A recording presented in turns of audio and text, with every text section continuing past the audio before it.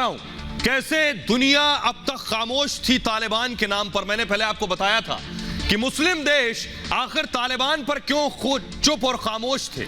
मुस्लिम देशों की जुबानें सिली हुई थी, लेकिन अब ये मुस्लिम देश कैसे तालिबान पर शिया और सुन्नी में बंट गए। आपने ध्यान से अगर देखा हो तो वो मुस्लिम देश तालिबान के हक में बोल रहे हैं जो सुन्नी मुस्लिम देश है, और वो मुस्लिम देश जो शिया है वो खामोश हैं। तो मुस्लिम देश भी अब तालिबान पर दो धड़ों में बंट गए। तस्वीर हम अगली दिखाएंगे, देखिए जरा जुल्म की तस्वीरें तालिबान में जो सरेआम सरे राह जुल्म और सतम हो रहा है। ये तस्वीरें ये देखिए किस तरह एक महिला को कोड़े से पीटा जा रहा है बुरी तरह से। ये मुस्लिम देश चुपचाप खामोशी से देख रहे हैं तमाशा। क्यों? सवाल यही है कि आखिर वो देश कौन से हैं जो तालिबान के साथ खड़े हैं, वो देश कौन से हैं जो तालिबान के खिलाफ खड़े हैं। तालिबान में जो बर्बरता हो रही है, तालिबान में जो मारपीट कर रहा है, वो सारी चीजें क्यों देश बर्दाश्त कर रहे हैं। देखिए जरा, पहले देखिए इसके पीछे वजह जो मैं आपको बताने जा रहा हूं। दरअसल अफगानिस्तान में 80% सुन्नी मुसलमान हैं। कितने? 80% सुन्नी मुसलमान है। एक बड़ी वजह ये, और अनुमान के मुताबिक लगभग 20% शिया मुसलमान हैं। यानी अफगानिस्तान एक सुन्नी बहुल देश है और हजारा शिया अफगानिस्तान में ज्यादा तादाद में है। और तालिबान ने हजारा शियाओं को धमकी दी है, यानी शियाओं पर तालिबान किस तरह से जुल्म ढा रहा है। हजारा समुदाय के लोगों को घर खाली करने को कहा है तालिबान ने। पहले हजारा शियाओं पर कहर बरपा चुका है। ये मैं आपको इसलिए दिखा और बता रहा हूं दरअसल क्योंकि अफगानिस्तान एक सुन्नी देश है और जितने भी सुन्नी देश हैं वो सब तालिबान के साथ हां में हां मिला रहे हैं, लेकिन शिया देश चुप्पी साधे हुए हैं। आइए अब मैं आपको पूरी दुनिया की स्थिति बताता हूं, जरा ध्यान से देखिएगा कि देखिए कैसे पूरी दुनिया में आखिर शिया और सुन्नी में बंटवारा हो चुका है। वो मैं आपको दिखाने जा रहा हूं। देखिए जरा, ये दुनिया में 180 करोड़ मुसलमान हैं पूरी दुनिया में, और 85 से 90% सुन्नी देश हैं। सुन्नी मुल्क कितने हैं? 85 से 90%, और 10 से 15% शिया मुल्क हैं या शिया आबादी हैं, ये मैं आपको बताऊं।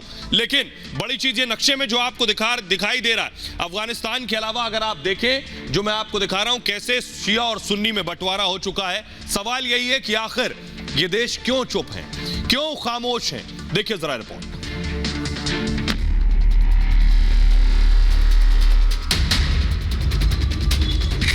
तालिबान राज में बट गई दुनिया। तालिबान के नाम पर शिया सुन्नी जंग। कितने देश देंगे तालिबान को मान्यता?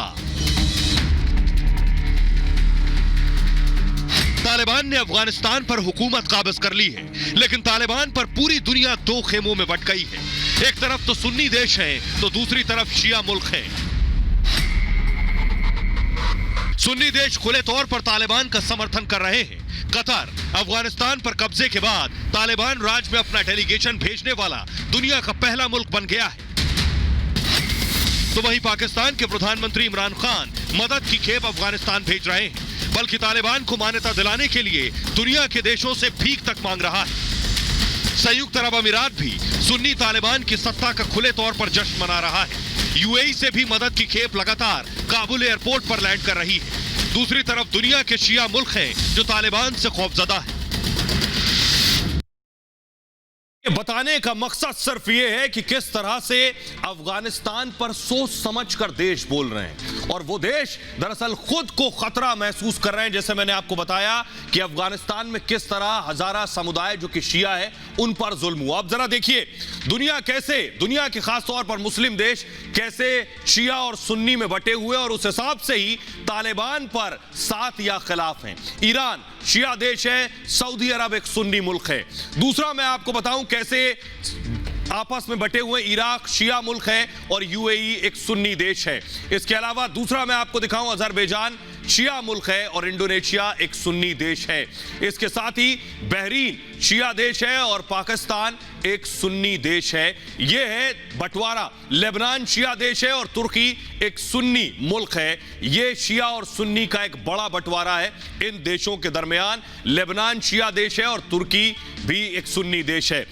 बहरहाल आइए मैं आपको बताने जा रहा हूं कि आखिर आगे बढ़े उससे पहले आपको बताते हैं, बहुत कम लोग हैं जो ये जानते हैं कि आखिर शिया और सुन्नी में फर्क क्या है।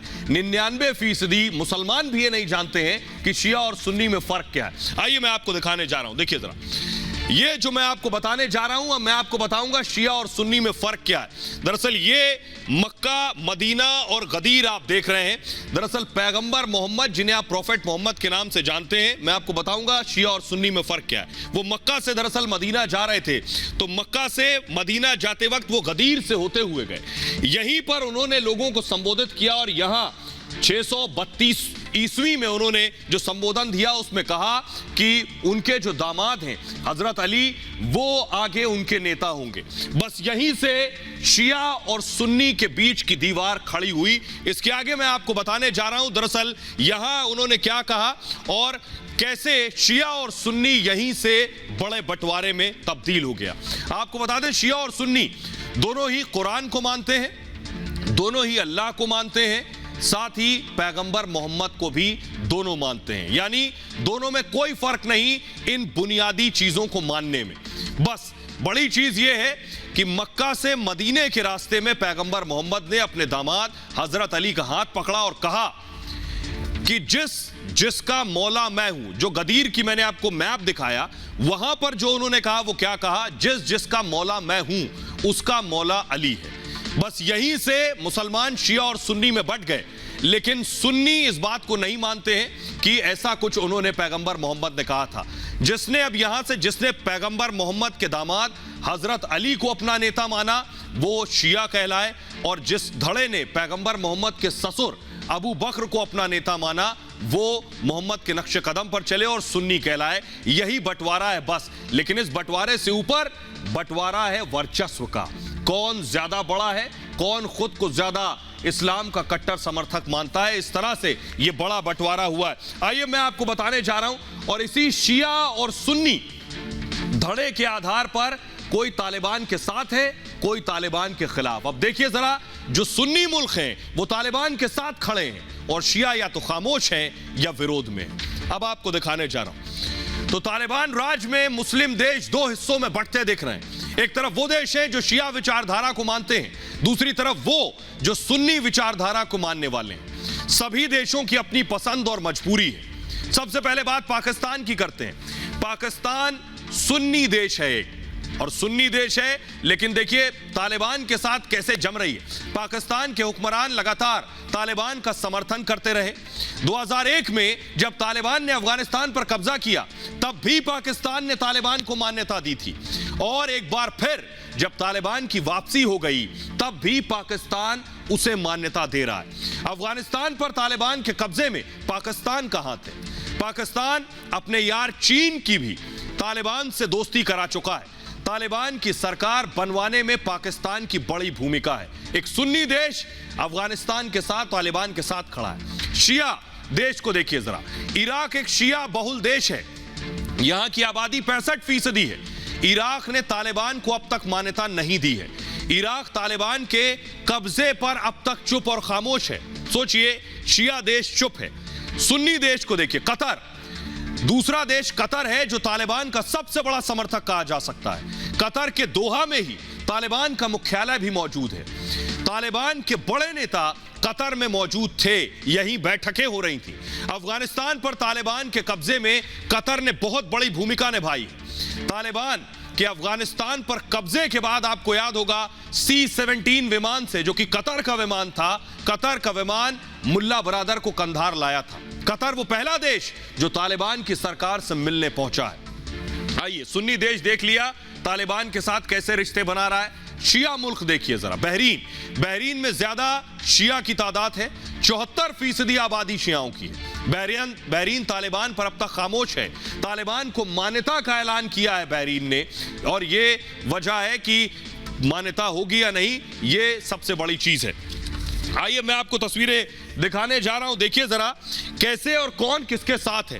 पाकिस्तान की पहले तस्वीर मैं दिखाता हूं, ये देखिए पाकिस्तान सुन्नी बहुल मुल्क, और देखिए तालिबान के साथ मिलते रहे, क्या इमरान खान हो, क्या शाह महमूद कुरैशी यानी उनके विदेश मंत्री हो। ये जो तस्वीरें मैं आपको दिखा रहा हूं ये बता रही हैं कि कैसे तालिबान के साथ दोनों हाथ खोलकर बाहें फैलाकर और दोस्ती की है सुन्नी देश ने। दूसरा देश देखिए जरा तालिबान के साथ ऑफिस, तालिबान का ऑफिस, ये मैं आपको दिखा रहा हूं कतर, जो कि एक सुन्नी देश है। तालिबान के साथ न सिर्फ रिश्ते हैं बल्कि तालिबान का जो दफ्तर है, हेडक्वार्टर, वो भी कतर में है, दोहा में है। अगली तस्वीर मैं आपको दिखाने जा रहा हूं, कतर ही वो देश है जिसने मुल्ला बरादर को बाकायदा अपना 2,500 करोड़ का विमान, ये देखिए कतर एमिरेट्स लिखा है, ये C-17 ग्लोब मास्टर से मुल्ला उमर उतरे, कांधार में लैंड किए, ये भी कतर का था। कतर एक सुन्नी देश है और तालिबान के साथ खड़ा हुआ है। इतना ही नहीं, एक और तस्वीर मैं दिखाऊंगा। अगली तस्वीर मैं आपको दिखाने जा रहा हूं, ये मुल्ला बरादर की उतरने की, ये देखिए जरा। कतर क्या ही एक प्रतिनिधि आया है जो अफगानिस्तान पहुंचा है और तालिबान की सरकार से मिला, यानी कतर से एक प्रतिनिधिमंडल डेलीगेशन आकर और किससे मिल रहा है, तालिबान से मिल रहा है। ये बता रहा है कि कैसे देश, सुन्नी देश आज अफगानिस्तान के साथ खड़े हैं और जो शिया देश हैं वो खामोश हैं।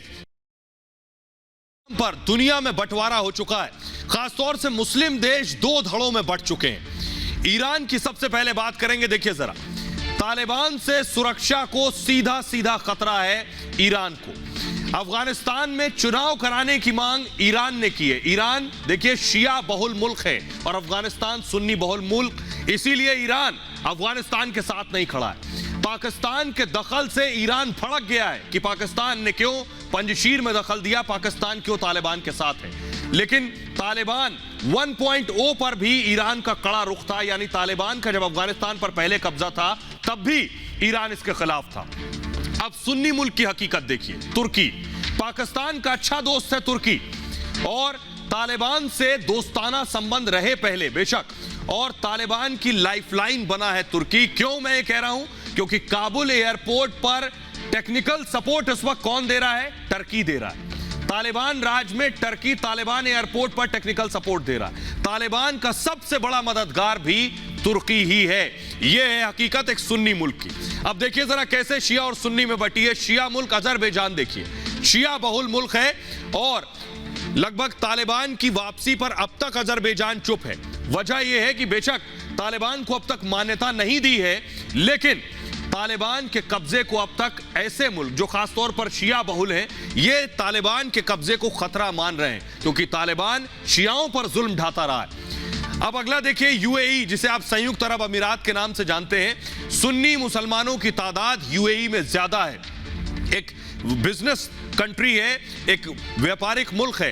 तालिबान पर यूएई अब तक चुप है, शायद अपने कारोबार के लिए वजह से। अशरफ गनी को यूएई ने शरण दी है अबू धाबी में। तालिबान का खुलकर अब तक विरोध नहीं किया है यूएई ने, और तालिबान 1.0 यानी पहला तालिबान जो अफगानिस्तान में आया था उसको यूएई ने समर्थन दिया था।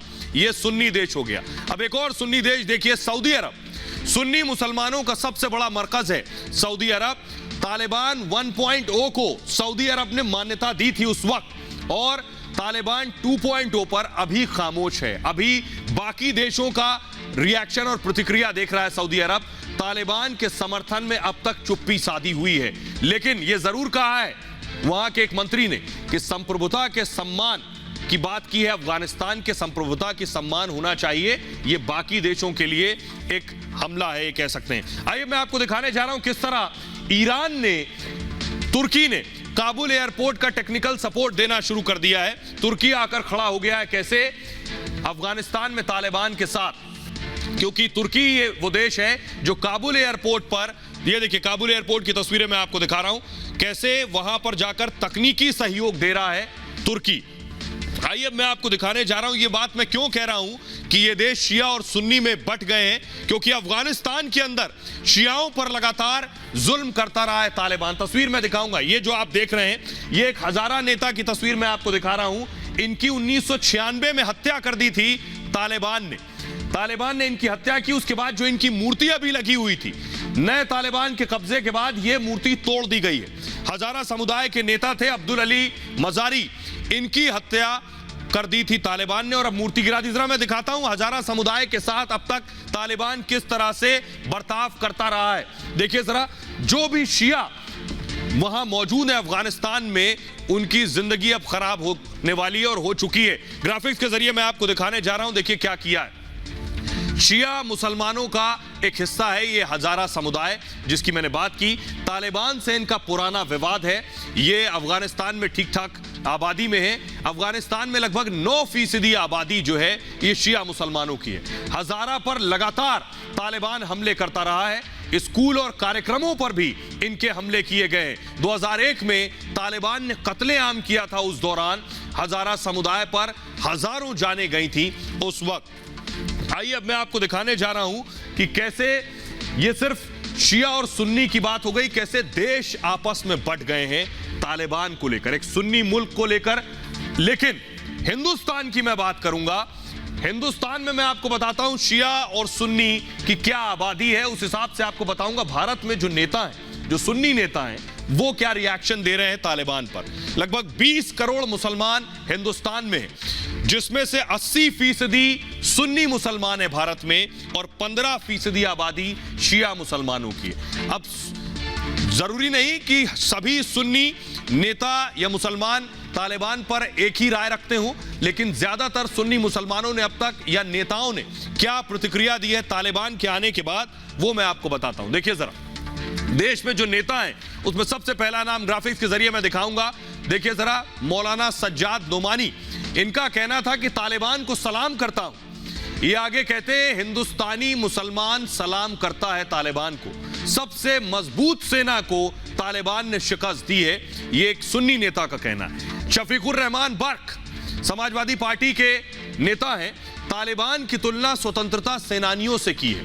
इतना ही नहीं, इन्होंने कहा तालिबान ने आजादी की लड़ाई लड़ी है, यानी इनके लिए तालिबानी क्रांतिकारी हैं, दूर मत जाइए। मुनव्वर राणा ने तालिबान का कब्जा उसका अंदरूनी मसला है, यह कहा मुनव्वर राणा ने। तालिबानी अफगानी जो भी हैं सब एक हैं, यानी उनकी पैरवी करते रहे। जफरुल इस्लाम, तालिबान बदला है, उसे मौका दिया जाना चाहिए, इनका कहना है। तालिबान भारत की ओर दोस्ती का हाथ बढ़ा रहा है।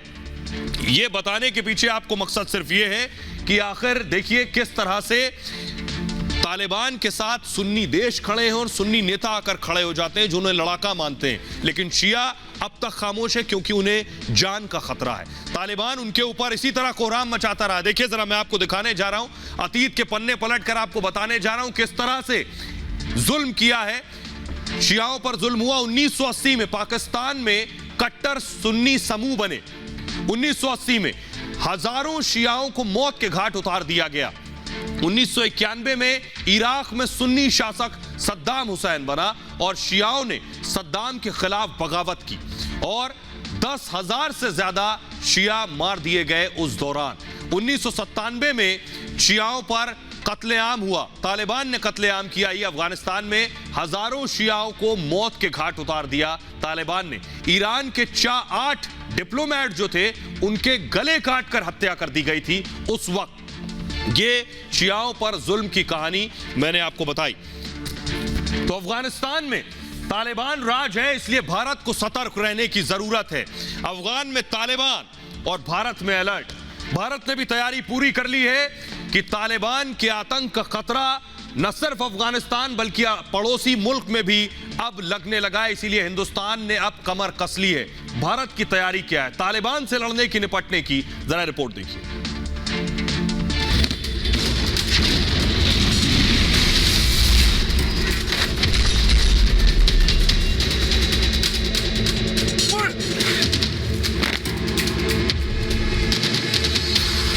आतंकवाद पर होगा करारा प्रहार। आतंकवाद से निपटने को भारत तैयार। टेररिज्म के खिलाफ पुख्ता रणनीति। सुरक्षा बलों की होगी हाई प्रोफाइल ट्रेनिंग। अफगानिस्तान में तालिबान की वापसी ने भारत की चिंता बढ़ा दी है। भारत पहले से ही आतंकवाद से जूझ रहा था और अब भारत के लिए यह खतरा दोगुना हो गया है।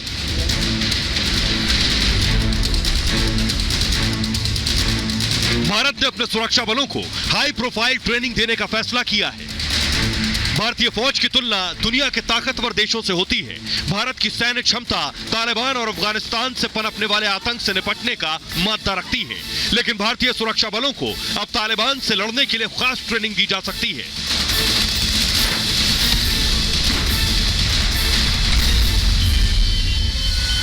So long as there are going to be states that are going to be sponsoring terrorism, so long there are going to be states that are going to use terrorists as their proxies, make weapons available to them, make the funding for them, we cannot control terrorism. Taliban के युद्ध का तरीका और रणनीति के हिसाब से भारत अपनी सेना को तैयार करेगा। इसमें तालिबान के काम करने के तौर तरीकों से खास तौर से रूबरू कराया जाएगा और इससे कैसे निपटा जाए इसके लिए प्रशिक्षित किया जाएगा। दुनिया के अनेक देशों में जो हालात बने हैं, जिस तरह कुछ लोग आतंकवाद के समर्थन में खुल करके सामने आ गए हैं, वो आज मानवता के लिए, विश्व के लिए, शांति के उपासकों के लिए एक वैश्विक चिंता का विषय बना हुआ है कि भारत अपनी जमीन पर तो आतंक का खात्मा करेगा, जरूरत पड़ने पर यदि दूसरे की जमीन पर भी जाकर आतंक का खात्मा करने की जरूरत पड़ेगी तो भारत उसमें पीछे नहीं रहेगा। हम अपने जमीन से भी वार कर सकते हैं और जरूरत पड़ी तो उसकी जमीन पर भी हम वार कर सकते हैं। यह क्षमता भारत के अंदर पैदा हुई है। खबर है कि सुरक्षा बलों की इस ट्रेनिंग में दुनिया के दूसरे आतंकी संगठनों के काम करने के तरीकों को भी ध्यान में रखा जाएगा।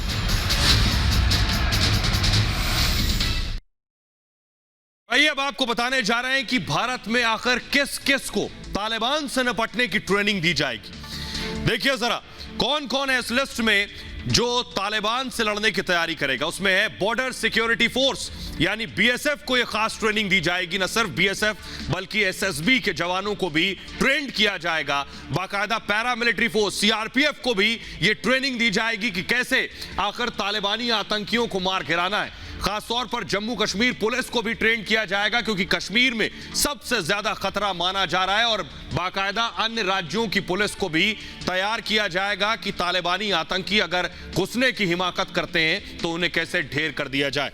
आइए अब मैं आपको बताने जा रहा हूं किस तरह की ट्रेनिंग दी जाएगी इन जवानों को, इन पुलिस वालों को। तालिबान के बारे में इन्हें बताया जाएगा सबसे पहली चीज कि तालिबान के आतंकी आखिर किस रणनीति पर काम करते हैं, कैसे काम करता है तालिबान यह बताया जाएगा। इसके अलावा उससे जुड़ी सूचनाएं साझा की जाएंगी। जो भी इंफॉर्मेशन होगी तालिबान ने कैसे राज किया, कैसे अमेरिकी सेना से लड़े, उसके नेटवर्क की जानकारी दी जाएगी। कहां तक उसका नेटवर्क फैला हुआ है, कैसे वो अपने आखिर स्लीपर सेल तैयार करता है। इनसे निपटने के तौर तरीकों पर के बारे में सिखाया जाएगा कि आखिर इनसे कैसे लड़ना है। बड़े खतरे को देखते हुए स्पेशल ट्रेनिंग होगी, बहुत खास तरह की ट्रेनिंग भी दी जाएगी इन जवानों को। जरूरत हुई तो फोर्स का एक स्पेशल दस्ता भी बनेगा। तो हिंदुस्तान ने अपनी तैयारी पूरी कर दी है। बाकायदा कैसे आपको दिखाने जा रहे हैं, जो अभी तैयारी चल रही है वो दिखाने जा रहा हूं। मैं आपको एक तस्वीर दिखा रहा हूं रूस में कैसे युद्धाभ्यास चल रहा है। अगर एम्बियंस के साथ मैं सुनाऊं, हिंदुस्तान की सेना वहां मौजूद है, रूस के साथ जो वॉर रिहर्सल हो रहा है उसकी ये तस्वीरें मैं आपको दिखा रहा हूं। तो भारत पूरी तैयारी कर चुका है और भारत के नेता, प्रधानमंत्री, गृह मंत्री, रक्षा मंत्री ये साफ कह चुके हैं कि हिंदुस्तान इस तरह के हर खतरे से निपटने के लिए और भारतीय सेना पूरी तरह से तैयार है। एक तरफ भारत जहां आतंकवाद से निपटने के लिए अपने सुरक्षा बलों को तैयार कर रहा है, उसके लिए हाई प्रोफाइल ट्रेनिंग का इंतजाम कर रहा है, तो दूसरी तरफ ग्लोबल लेवल पर आतंकवाद के खिलाफ तैयारी में भी पीछे नहीं रहना चाहता। भारतीय सेना रूस में संयुक्त सैन्य अभ्यास कर रही है। इसमें सेना के 200 जवानों और अफसरों का दल शामिल है और यह अभ्यास रूस के निजनी में चल रहा है। जैसे जेपैड 2021 नाम इसे दिया गया है। 16 सितंबर तक चलने वाले इस अभ्यास में पर्यवेक्षक के रूप में यूरेशियन और दक्षिण एशियाई क्षेत्र के 1 दर्जन से ज्यादा देश भाग ले रहे हैं। जेपेट 2021 रूसी सशस्त्र बलों के थिएटर स्तर के अभ्यासों में से एक है और यह मुख्य रूप से आतंकवादियों के खिलाफ ऑपरेशंस पर ही केंद्रित है। यानी सीधे शब्दों में कहें तो भारत आगे आने वाले खतरों से निपटने के लिए सेना को वो हर ट्रेनिंग मुहैया करा देना चाहता है जो जरूरत पड़ने पर काम आए। भारत की तरफ से अभ्यास में खासतौर से नागा बटालियन को भेजा गया है जिसे दुनिया की सबसे जाबाज सैन्य टुकड़ी की श्रेणी में रखा जाता है और यही वजह है कि भारत के इस जाबाज सैन्य दल को सबसे कठिन युद्धाभ्यास कार्यक्रम का हिस्सा बनाया गया। भारत की इस नागा बटालियन को आतंकवाद से निपटने की साझा युद्धाभ्यास के स्पेशल ग्रुप में रखा गया है जिसमें हवाई युद्धाभ्यास भी है और जमीनी युद्धाभ्यास भी शामिल है। नागा बटालियन में कहां के जवान होते हैं, क्या उन कब से वो शुरू हुई, जरा ग्राफिक्स के जरिए मैं आपको बताऊं। भारतीय सेना का ये इन्फेंट्री रेजिमेंट है नागा बटालियन और भारत की सबसे कम उम्र का रेजिमेंट माना जाता है इसे और 1970 में नागा बटालियन का गठन हुआ था। 1970 में उत्तराखंड के रानीखेत में इसका गठन हुआ नागा बटालियन का और इस बटालियन में नागालैंड के जवान शामिल होते हैं और ये फिलहाल रूस में जो अभ्यास कर रही है भारत की बटालियन वो नागा बटालियन ही है।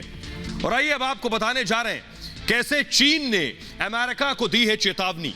अफगानिस्तान में तालिबान के आने के बाद चीन का कहना है कि एक और 9/11 और 9/11 से बड़ा हमला हो सकता है। क्या कुछ कहा है चीन ने, आइए आपको बताते हैं। एक तरफ दुनिया अफगानिस्तान में तालिबान से निपटने में लगी है, उसे समझ नहीं आ रहा कि ताजा हालात से कैसे निपटें, इस पर क्या प्रतिक्रिया दें। यहां तक कि दुनिया के ताकतवर देश भी उहापोह की स्थिति में और आगे आने वाले खतरे से डरे हुए हैं। इस बीच चीन ने अमेरिका को चेतावनी देकर सनसनी फैला दी। चीन ने कहा है कि अमेरिका पर बड़ा आतंकी हमला हो सकता है जो 9/11 से भी ज्यादा खतरनाक होगा। चीन ने कहा कि न्यूयॉर्क में वर्ल्ड ट्रेड टावर पर 11 सितंबर को हमला हुआ, केवल 19 आतंकियों ने किया था। यह किसी आतंकी समूह द्वारा किया गया आत्मघाती हमला नहीं था बल्कि कुछ आतंकवादियों की प्लानिंग थी। लेकिन अमेरिका पर अब जो हमले की आशंका है उसे कई आतंकी संगठन मिलकर अंजाम दे सकते हैं क्योंकि ये आतंकी संगठन अमेरिका पर हमला करने की फिराक में है। चीन ने कहा है कि अमेरिका चीन को दुश्मन मानता है, वो आने वाले बड़े खतरे से आंखें मूंदे है। आतंकी ग्रुप इसका फायदा उठा सकते हैं और अमेरिका पर 9/11 जैसा हमला हो सकता है। दरअसल अमेरिका को यह चेतावनी चीन के सरकारी अखबार ग्लोबल टाइम्स के जरिए दी गई। चीन के इस अखबार ने चेतावनी तब दी जब अमेरिका समेत उसके तमाम सहयोगियों ने चीन पर कई पाबंदियां लगा दी हैं और इसके लिए शिनजियांग में उइगर मुसलमानों पर ज्यादती का बहाना बनाया गया है। अमेरिका की एक ताजा रिपोर्ट में उइगर मुसलमानों के खिलाफ चीन की पॉलिसी की जमकर मजम्मत की गई है और इसे उइगर मुसलमानों के मानवाधिकार का हनन बताया गया है। इससे पहले चीन के विदेश मंत्रालय ने अमेरिका पर 2 टूक आरोप लगाया था कि अमेरिका अपना फायदा देखकर आतंकवाद की परिभाषा तय करता है। इससे आतंकवाद के खिलाफ लड़ाई कमजोर पड़ती है और अमेरिका को अपनी सोच में बदलाव करना चाहिए। और फिलहाल ये भारत की बात है में इतना ही। अपना बहुत ख्याल रखिए। एक छोटे से ब्रेक के लिए रुक रहे हैं, लौट रहे हैं कुछ और बड़ी खबरों के साथ।